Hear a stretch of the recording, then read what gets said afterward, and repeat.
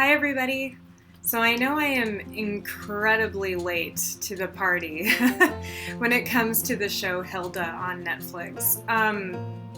But after watching it last weekend with my friend Luna, who just moved into town here in Las Vegas recently, it didn't feel right to watch it and not say anything about it, so I guess I'll just say a few words. Hilda is a Netflix animated series. I know that a lot of people probably would look at it and be like, oh, it's for children, and I'd be like, yeah, but it's also one of those series that's kind of like Adventure Time or Steven Universe, and that I feel, or Gravity Falls, and that I feel like it falls into that category of adults can enjoy it too. And Hilda, I definitely, yeah, it's one of those series. It is based off of a graphic novel series by Luke Pearson, who apparently has it published in the UK. I think it's pronounced Nobrow Press.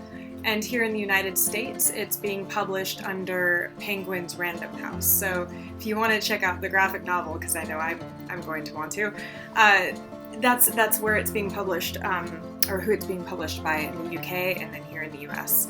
I'm sorry, I don't know about any of the other countries. Maybe you do.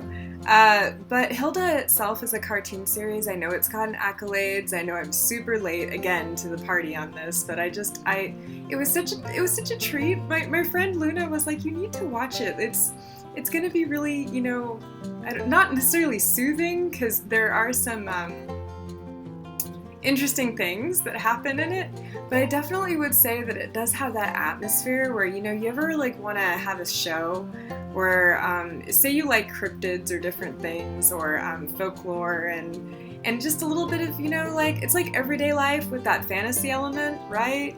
Say for instance here in the States, if you enjoyed Gravity Falls or a show like that, I definitely think you'd enjoy Hilda. It's like that. It's like, oh look, I can turn this on, and it has that atmosphere of a kind of more balance between dialogue and no dialogue, which I feel is very distinctly not an American thing. We don't know how to shut up, right? Okay, even in our cartoons, I feel like most of the time we don't, especially.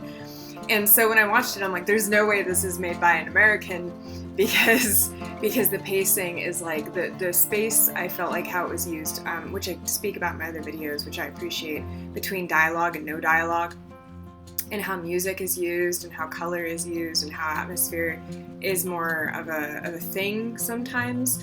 And there are American shows definitely in which that's true as well, but I feel like the whole dialogue to no dialogue ratio is very much not a thing that we do here in the States. So I appreciated that. That's the part I just love, is when you can turn on something and there's this interesting storyline with this kind of, just following the life of Hilda, right? Who starts out living in the countryside near the mountains and the forest, and eventually having to transition into city life.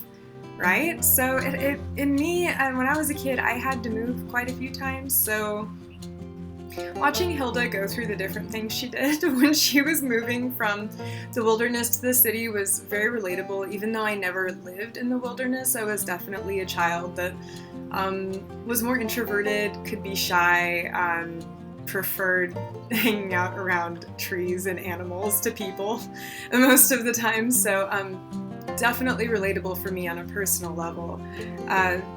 That was neat though, because a lot of times you don't always get to see characters like that as main characters. I feel like a lot of times, like, as far as introversion versus extroversion and kind of the spectrum thereof, I feel that Hilda, she is, I think, a little bit more introverted at times.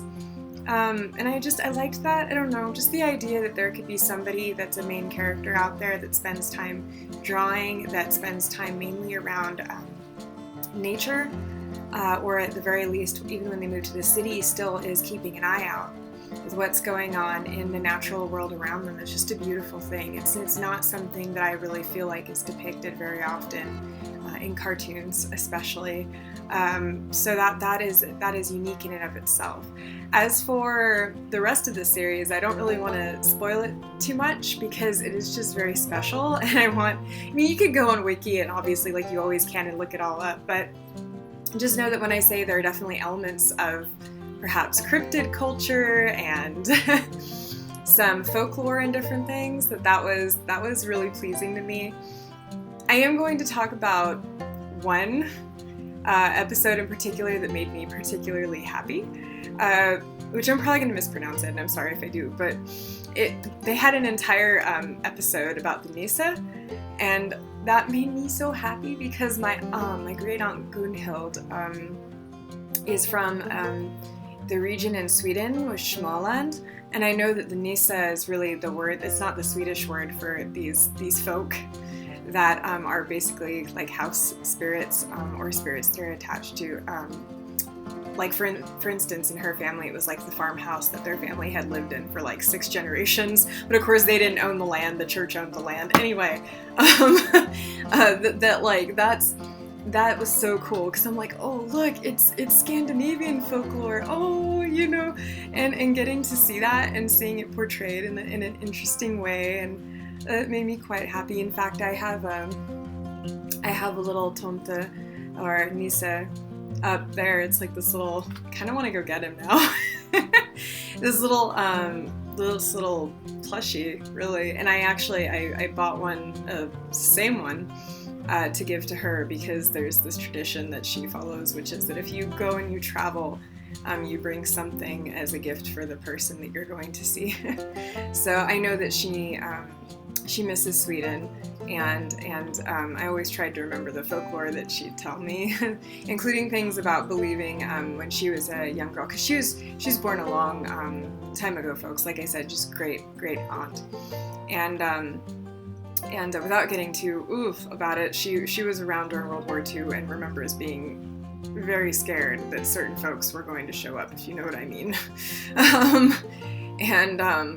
Anyway, she actually remembers being a little girl and having people tell her, oh no, don't go to that part in that edge of the forest there, along that line, there's trolls there, and stuff like that. So anyway, as you can see, just that in of itself brings me a lot of joy, okay? So if you're a person who finds cryptids cool or is always wanting to learn more about different folklore and things like that, and finds stories that kind of cause us to all reflect on our childhood, or the child that's still, that childlike spirit that's hopefully, if it hasn't been like mercilessly squashed, the childlike spirit in all of us.